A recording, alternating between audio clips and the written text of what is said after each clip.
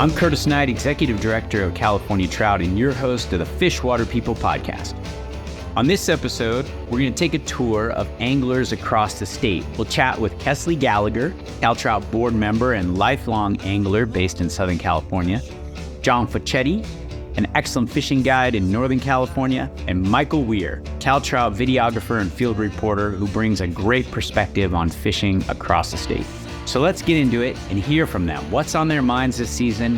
What does angling in California mean to them? What do the Klamath Dam removals mean for anglers? And of course, some fish stories for a fishy episode of the Fishwater People podcast. Kesley, welcome to the Fishwater People podcast.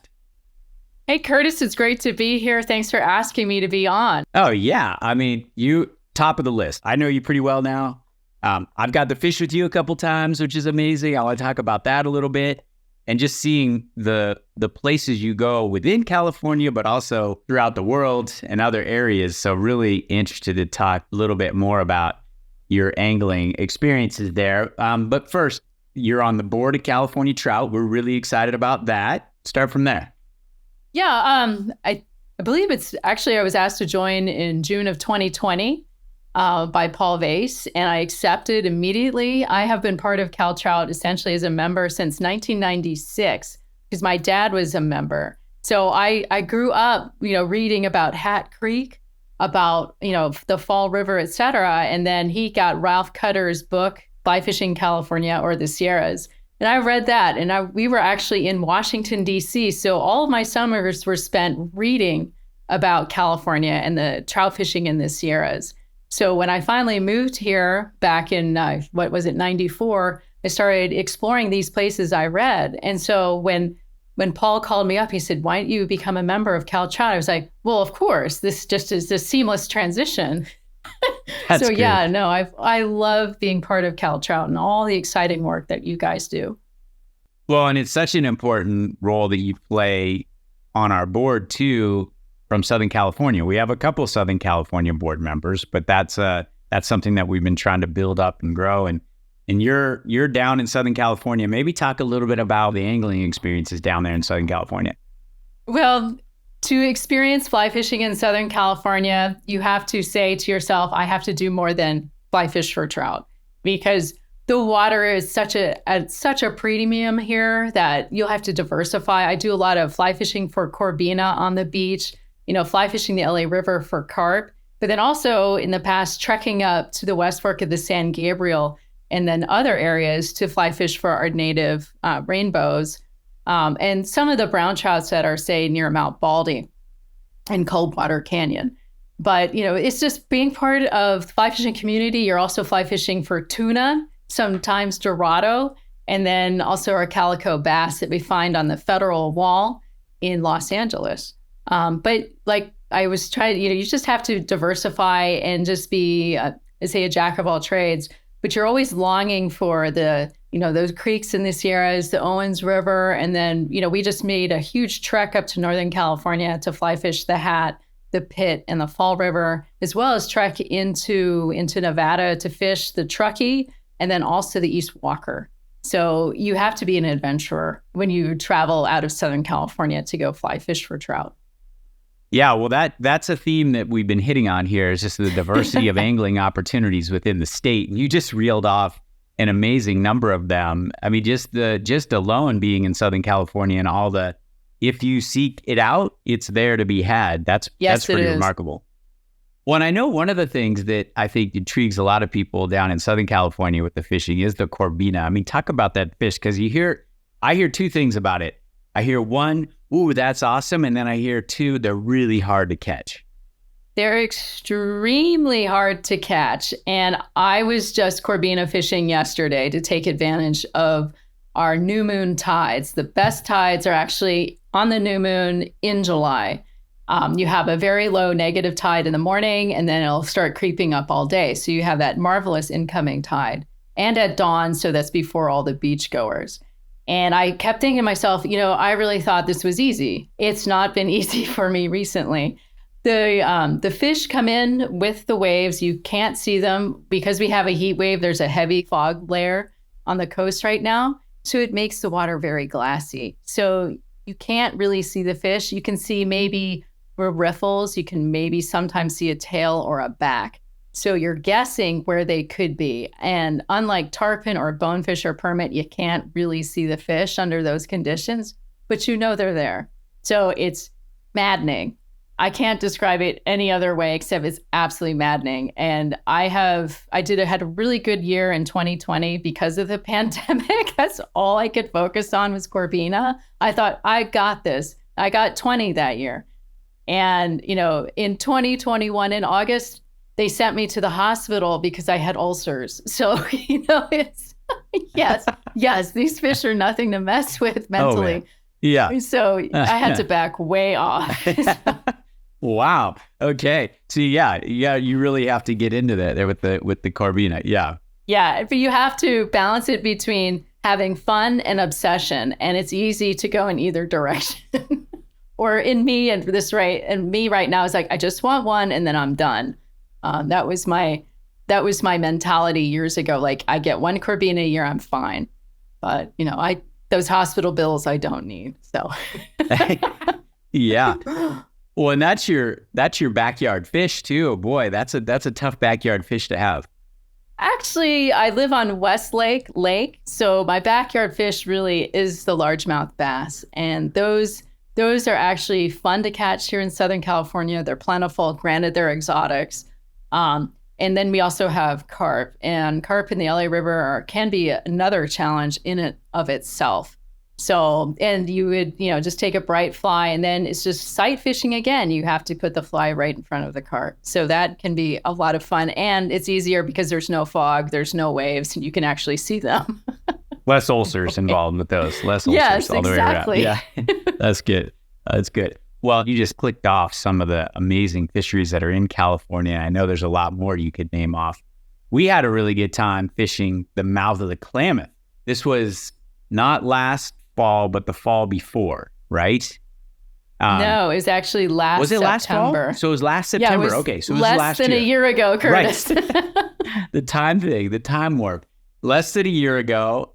It was before a lot of the dam removal activity was going on. And had you done a lot of spay casting when we... Well, the thing is, back to Tom April, he tried to get me into spay casting on the Rogue for steelhead. I had none of it. I'm like, this is ridiculous. I can forward cast and that's my game. But I was chasing an IGFA Royal Slam. There are several slams or Royal Slams. The International Game Fish Association, or IGFA, has standards for it. But a trout Royal Slam is a brook trout, golden trout, brown trout, rainbow trout, and cutthroat trout and bull trout. So you have 6 species to land. And essentially it's either conventional, or all fly fishing. So I set out on a journey for all 6 species on a fly rod. And one of the fish that's on this slam is a bull trout. And I had to go to British Columbia on the eastern side in the Rockies for that near Banff. And the way to do it is spay casting. So I had to learn. If I wanted to achieve this thing, I had to learn.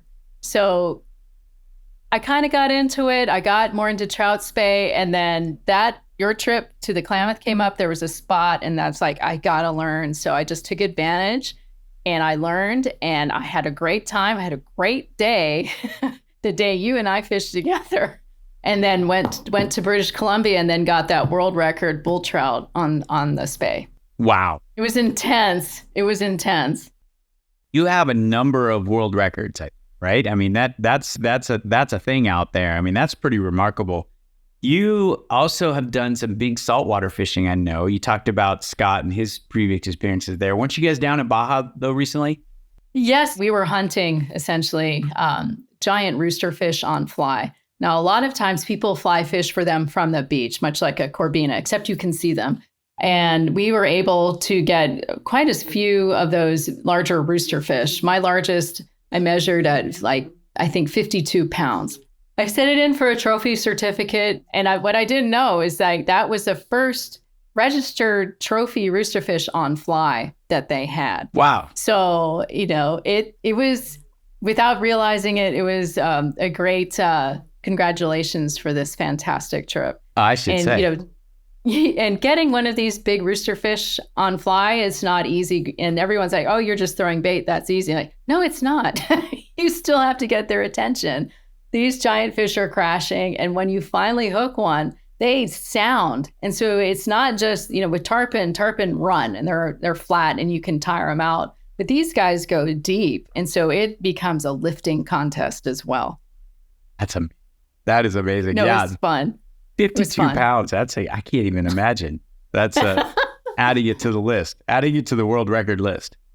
Yeah, it's not a world record. I mean, not yet, but that's my first trophy certificate. Most of those trophy certificates are for like 60-pound white sea bass or like a 10-pound bass. They're rare fish and they're mostly for conventional anglers. But then you see that small subsection for the fly angler, and that was tricky. Well, Kesley, I just want to thank you for joining the Fishwater People podcast and talking about all your adventures. I just love how, you do all these fishing adventures here and there, but there's also a real California connection there, whether it's your backyard or whether it's traveling up the east side and even come up to the Mount Shasta area. You have a real connection with California fishing, and it really shows.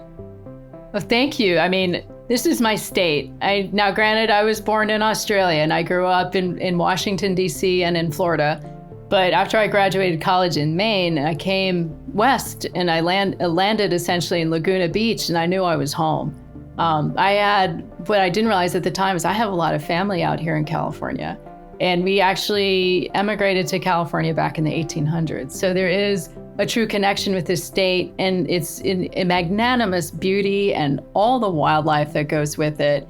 And to me, just even a small road trip essentially to Northern California is like journeying across the United States. I mean, just there's so much to do, there's so much to see, and so much to experience.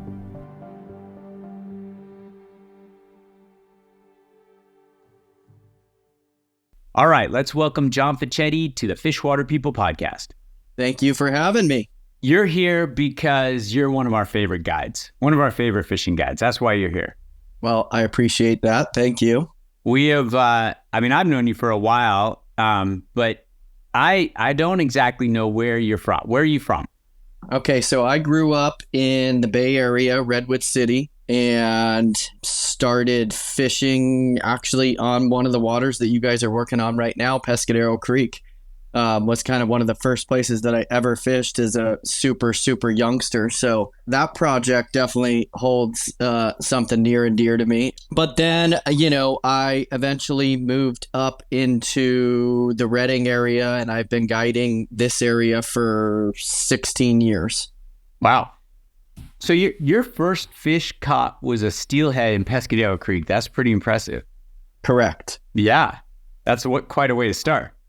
Yeah. I mean, I don't even remember it. It was like I was so young. My dad has a photo of it. He said he just kind of like shoved me off in some spot that he didn't think I would catch a fish, and he was fishing, and just like, here, go over here and, mess around over here in the corner. And he's like, like 5 minutes later, I'm like screaming, I got a fish on. And he's like, yeah, right. And goes over there, and I like caught this big old steelhead, and he's got a photo of it. We have a photo of it. I mean, so that place is definitely special to me. That kind of proves the, it's like the nature nurture thing. You can learn a lot to how to fly fish and these sorts of things, but sometimes you just have to have it right out of the womb. Sounds like you're fishy right in the beginning. I guess. Yeah. Or lucky. Or lucky. Yeah, well, that plays into it too. Well, so Redding, I mean, that is just such a hub right now, especially for fishing guides. Why? Why is Redding such a hub for fishing guides? Well, I mean, I think Redding is probably the mecca of trout fishing in the world, really. I mean, you can trout fish steelhead basically 365 days a year. I don't know many other places in the world that you could go and have good fishing every day of the year. Not like, you can go fish it, but like amazing fishing 365 days a year. I mean, we have so many different diverse pieces of water. The timing of them is all kind of different. So, you can literally be on the Trinity Klamath in the winter, and then you can move to the lower Sac, and then you've got the McLeod and the upper Sac and Hat Creek and the Fall River, and all of them kind of have their own timing, so you can literally be guiding or fishing 365 days a year. It's amazing, and that's why there's so many guides that are based here in Redding, California. Right, you can make a year-round living there, and a lot of that's anchored by the lower Sac. A lot of it is anchored by the lower Sac. I mean, to be honest, I actually spend probably the least amount of my time on the lower Sac, but there are plenty of guides that literally just guide the lower Sac, and you can guide it all year round. And the fishing is, for the most part, amazing all year round. I mean, it's probably the best trout fishery in the country. I don't know if there's anything that compares to it in terms of, the consistency, the quality of the fish, the number of fish. There really isn't anything else that that you could point out that would compare to that. There might be places that have bigger fish or, have better hatches or something like that. But to be able to fish it all year round and catch 20 plus inch trout every day you're there, that's the fishery. It seems hard whenever I go there, not that I'm an amazing angler or anything, but just anybody, to your point, it's hard to catch anything that isn't a 16 to 20 inch rainbow on the lower Sac, it seems like. Oh, yeah. I mean, you're not going to catch many fish under that size. And you are going to hook into fish that are well over that every day you're there. Yeah, the lower Sac is amazing. And then, like you said, too, I mean, you're an hour to the west. You can be on the Trinity, which for a steelhead river is one of the more consistent steelhead rivers, too, that we have in the state. Yeah, 100%. I mean, Trinity and Klamath are amazing, steelhead fisheries, and they're, an hour and a half from Redding. I mean, that's where I spend my time from basically October through usually like March. I'm on one of those two rivers pretty much every single day. As a fishing guide, what are you thinking about with the Klamath, with all that's going on down there? Dams coming down. I mean, what are your thoughts? I mean, it's a very exciting time, and obviously for the future, we're all very optimistic that this is going to be the most amazing thing that's ever happened. But, in the short term as a guide, it's tough because, that honestly was the most consistent steelhead fishery that we had in California. You could go any day of the year and catch, 20 steelhead, literally from October to March. So it's going to be a bit of a hit. It's a hit for us guides that were there every single day, to have to push all of our trips over to the Trinity. The Trinity can blow out. That just basically means that it is either too high or too off color to fish. The Klamath didn't really blow out, so the Trinity can blow out. It's going to be a bit more crowded. But, I mean, hopefully very quickly it comes back and it's a better fishery than it was before. And we've got more water to fish and, it's amazing. And we don't have any more of those fish kills that we've had historically on that river. And it just keeps getting better and better and better. I mean, I think that's what everybody's hoping for, right? Yeah, totally. And when you think about that too, are you, there is that aspect of the dam, Iron Gate Dam, that lowermost dam, sort of creating this, everything bumps up to that. So this concentration, certainly that was the run that you probably did the most. You put in right below Iron Gate and float on down. Is that part of the concern, that the fish might not be as concentrated? Yeah, I mean, that is 100% one of the concerns, as a guide. But, that's kind of a catch-22, right? Like, if we're going to have a healthier system and the fish bomb through there, then you can't be bothered about that. But it is a concern, I mean, it's going to change it. The thing that I keep thinking about the most is in high water events, big rains, whatever, is the river going to blow out really hard? Are we going to get more of that sediment that comes down? Is it going to affect water quality? Those things are probably the things that I'm kind of more interested to see what happens. I'm very curious about that too. What happens especially early on, big rainstorms, big winter storms. How's that river respond now that those dams are gone? It's going to be interesting to see. Now, I think as a guide, one of the most exciting things for me is learning new things, right? Like, because you kind of get something dialed, and I don't want to say it's boring, but once you have something totally dialed and you're like, the fish is right there. The fish are right there. Throw it right here. Use this fly. Boom. It's going to happen. You know, it's not as exciting as like trying to figure it out. And the fact that we're going to have some new floats up above that we can do that are now, you know, new things to learn and be excited about again, and try and dial it in and see all these things and try and figure out the intricacies of what's going to happen with that river. You know, that's for me what's super exciting as a guide, to try and figure stuff out and get it dialed. Yeah, whole new world to discover up there, especially above the dams and going through the old reservoir bottoms. It's some amazing country up there. Having just driven up there, it's pretty cool to see how the river's reclaiming all that reservoir bottom, creating what look like amazing places to swing fish and drift and the whole thing. It's so cool. So yeah, I agree. It's going to be fun to check those waters out. I mean, steelhead's a big part of this part of the country. You name the Trinity and the Klamath, and obviously the lower Sac too. But trout, we could talk a little bit about the Five Rivers Challenge. You know, that's an event that CalTrout puts on. You've been, I think, involved with that since we sort of restarted it several years ago now. You've been involved with that and really taking a leadership role with the guides there now. So maybe talk about that event and some of the five rivers that actually get fished. So the Five Rivers Challenge started way back when. I couldn't tell you the exact year, but Dick Gallen, you know, started it way back at the original Clearwater House on Hat Creek. And the contestants came in and they had to fish 5 rivers in 3 days, which are the Upper Sac, the McLeod, the Pitt, Hat Creek, and the Fall River. So they're the 5, you know, wild trout fisheries that we have right around Redding, designated wild trout fisheries. And the guides were basically just there as like scorekeepers, measured fish, you know.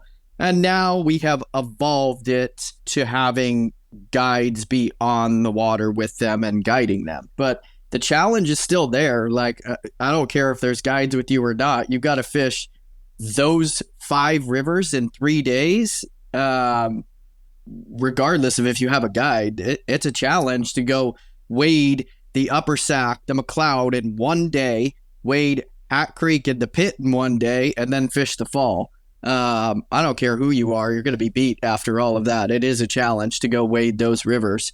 As you know, anybody that knows our rivers, they're not easy to wade. I mean, the Pitt is probably the hardest river to wade that you'll ever go in because of the fact that it's all large, round, smooth, snot-covered rocks. One step, you could literally be 6 inches deep, and the next step is 5 feet deep, and then the step after that is 2 feet deep. And the McLeod and the Upper Sac aren't far behind. I mean, there's some areas that are, you know, tough.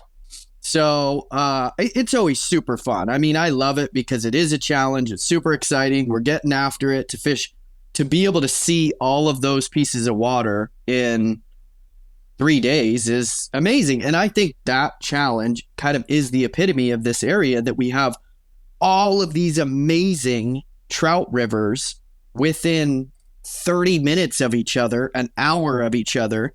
I mean, it's an amazing area, and the challenge just, you know, fits perfectly for all those waters. Yeah, it's such a fun event. There's a level of competition and camaraderie, really, you know, good-natured competition, and you see people coming back after that day, and they're beat, like you said. It's a long day, and yeah, and I think you're making the point too of the concentration of these amazing world-class waters. I mean, one of them in itself is a place to go to, but having 5 that are that close together, it's pretty remarkable. So, John, you chose a life of fishing, being on the waters, and everything else. Take us back to that first fish. Did that first fish lead you onto this path? I mean, I owe it all to my father. He got me into this, gave me a love of the outdoors. I think that's where it comes from, is my dad, giving me that opportunity to see how amazing it is to be in nature. Yeah, I mean, that first fish was with Pops, so I'm sure that was it. That's where it started. Well, it comes across when you're hanging out with you on the water too, that enthusiasm and that passion that you have. So we appreciate it. I know every time, your involvement in the Five Rivers Challenge, every time I'm on the boat with you or others too, they always enjoy it. So appreciate you doing this today. Oh, you're very welcome. I mean, I appreciate all you guys do for our rivers so that we can continue to do this and continue, hopefully my son can continue to do this and his children. And without you guys protecting these waters and standing up for them, I wouldn't be able to do what I do. Everyone wouldn't be able to enjoy all these waters. So thank you.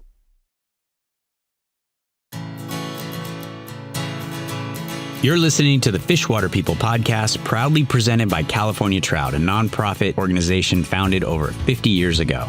What started as a commitment to resilient wild fish has grown into a broader mission supported by our four-pillared approach to conservation: science, restoration, community engagement, and advocacy. We love the work we do, and we couldn't do it without our supporters, so we want to hear from you. Why do you support CalTrout? What makes California's rivers special to you? Let us know. To have your answer featured on the show, just record a voice memo and email to podcast@caltrout.org. That's podcast@caltrout.org. And joining us now, Michael Wier. Welcome to the Fishwater People podcast. All right, great to be here. You've been involved with CalTrout for a long time now. One of the things you get to do is travel throughout California. So tell us about this awesome state and the fishing here. Yeah, I mean, gosh, I've been amazingly blessed in this position to get to see some of the places CalTrout's working, which are all amazing places. And a lot of the places in between. It's afforded me a lot of flexibility to help satiate my what's around the bend syndrome. I've always, since I was a little kid, been wondering what's around that next bend in the river. And before we had Google Earth, and all I had was old topo maps and looking at little lines on the maps and steep canyons and trying to figure out what's up there, and always trying to go a little bit further. And so this job, I've really been able to take that to the next level. And I think arguably you see more of California's fisheries than just about anybody. I've got to poke my head in a lot of different little nooks and crannies around California and see all the classics and a lot of little niches in between. So definitely been very, very blessed. Yeah, and I can't ask you where your favorite place is, because I think it's too hard to pick one favorite place because it's so varied. But I know that you grew up in the foothills of the Central Valley, and maybe talk a little bit about that from the early get-go, the places that you found that really excited you, your home waters.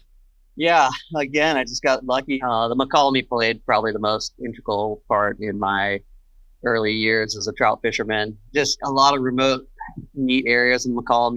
I always tell my friends around here, like, that was the main benefit of being a Amador County local, is we had the McCallum River and all this amazing free camping and hiking and rock climbing and places to go check out. And I really consider that wilderness stretch like the last California. It's one of the very few places you can go and see what California looked like before the gold rush. It's still all native ecology. There's no development in there. There hasn't been cattle in there. And so a lot of the invasive species that come along with that are just not there. You get to see like an untouched little pure pocket of what California used to be like.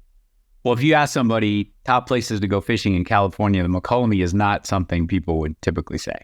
It's definitely a hidden part. At least it is for me. Yeah, and I don't mind it staying that way. I tell people sometimes I fly fished. I started fly fishing pretty young. It's just kind of like an obscure thing I got into that not many of my friends were into. Just kind of a weird thing back then. Wasn't a lot of people doing it. And I fly fished on the McCallum for a solid 10 plus years before I even ran into another single person with a fly rod in their hand in a lot of my favorite spots. So yeah, it's mostly, plenty of guys down there fishing night crawlers and catching their limit, and which is tough in a fishery that's mostly wild fish too. So, but it's got its, advantages is if you're willing to walk a little bit and get away you always had somewhere to go. Well, and so Mike, so we're in the summertime now, and it's hot out. How do you adjust your fishing during these hot times here in California? For me, it's two things really. When it comes to river fishing, I'm looking for cold water. So I'm either fishing places that are tailwaters or are spring fed this time of year, and chasing those temperatures. Really sticking your finger in there, using a thermometer, feeling it, and knowing, kind of what the thresholds are where you're going to stress fish out. The other thing I do is I try to focus on stillwater fishing a lot this time of year too. I mean, California has so many amazing stillwater opportunities for trout, and a lot of guys are so hyper focused on river fishing that it's a little more high paced. But stillwater fishing is sometimes a little slower pace, but you can really catch some quality fish. And also, one thing I do is target warm water species too this time of year, and give the trout a little bit of a break as well. Right.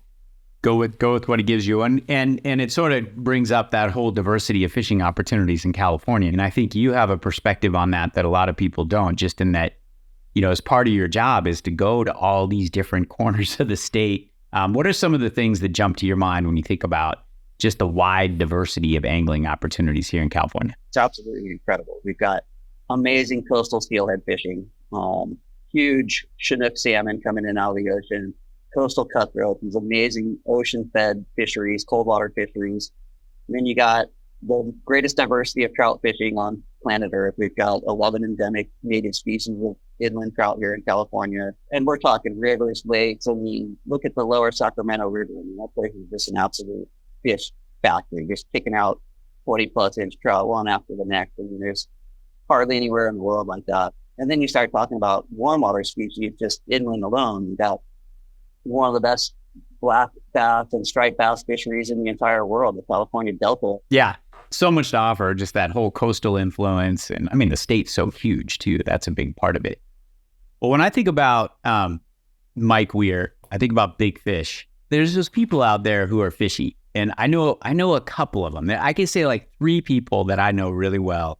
You're one of them, who have this, certainly a lot of experience, a lot of getting out there, but there's this innate thing too, I think, that's back there. And one example, we were on a staff retreat in the Fall River Valley. I'm not going to say where, just to keep secrets, but we were on a staff retreat. So there's several people out there, lines in the water. So there was a lot going on the water. You were filming for the most part until you weren't, until you put down your camera amidst all this activity. And quietly, I think, maybe a couple casts, I wasn't really paying attention, but I certainly was when you hooked one of the biggest fish I've ever seen come out of the Fall River system. So I just think, when I think of Mike Wier, I think of, you have a knack for going after big fish. Do you target those? Yeah? Is that your deal? I can't help it. They follow me around everywhere I go. I want to get away from them. I just want to dip my flies in the water and have a good time. The stupid big trout just keep coming and kind of steal from me. And I've gotten to a point in my fishing career where I do like targeting bigger fish. I mean, I've caught enough trout that I don't need to try to catch every trout in the river, that's for sure. And it's just a little more challenging to try to target the big guys, and it's also less stressful on them to catch them. Yeah, it's a blessing and a curse in some ways too. I mean, nobody likes the guy that always catches big fish, and sort of in the big fish category, steelhead on the North Coast. And I know this place is close to your heart from an angling perspective, and maybe talk about that a little bit, because it's pretty astounding to be standing amongst those big trees, those big rivers, have those big chromy steelhead lurking around. Talk about some of your experiences there.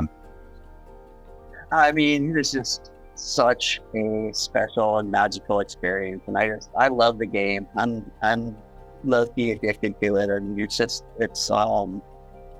it's such a blessing that we have that opportunity in California. And I've been enamored by steelhead since I was a kid. I remember the first time I saw a picture of a giant chrome steelhead, someone holding it in a Field and Stream magazine, and I just thought to myself, geez, that's a giant chrome rainbow trout. It looks like a Chinook salmon, but it's just a trout. Holy moly, And I've just been addicted to the chase ever since. And our opportunities are, I don't want to say dwindling, but the encounters are less frequent than they used to be. And so you really got to be kind of dedicated to that chase and really enjoy the process of hunting those things, of getting out there and putting in the time it takes to cover the water to try to find them. And, there's a mystical element to it with steelhead. And, more than anything, it's just about getting out in those environments, getting waking in that river, taking in the scenery, taking in the setting, and just going through the process. And sometimes you get lucky. There's so many things that have to go right.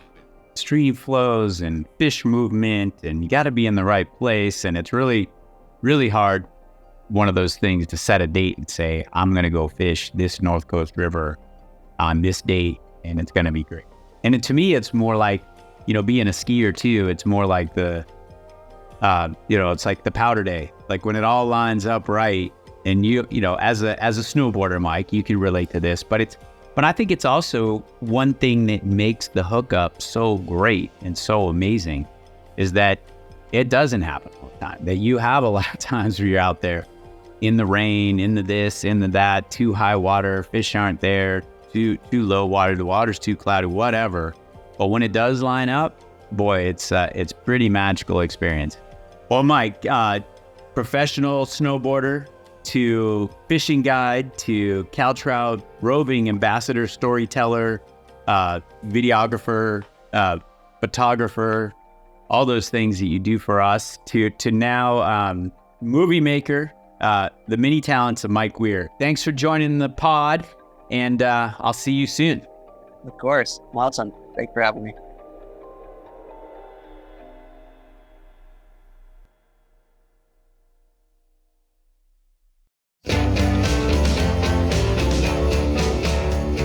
Thanks so much to Kesley Gallagher, John Fochetti, and Michael Wier for joining the Fishwater People podcast, and as always, thanks to Wilco for the theme music. I'm Curtis Knight, Executive Director of CalTrout, and your host of the Fishwater People podcast. This episode was written, produced, and engineered by Bridget Shaw and Drew Alvarez of Pusher Media on the banks of the Sacramento River in the historic train and trout town of Dunsmuir, California. This is the last episode of season 2, but we'll be back for a 3rd season after a short break. If there's something you want to hear about in season 3, let us know. You can find us on all major social media platforms or email us directly at podcast@caltrout.org. Have a great summer, and we'll see you on the water.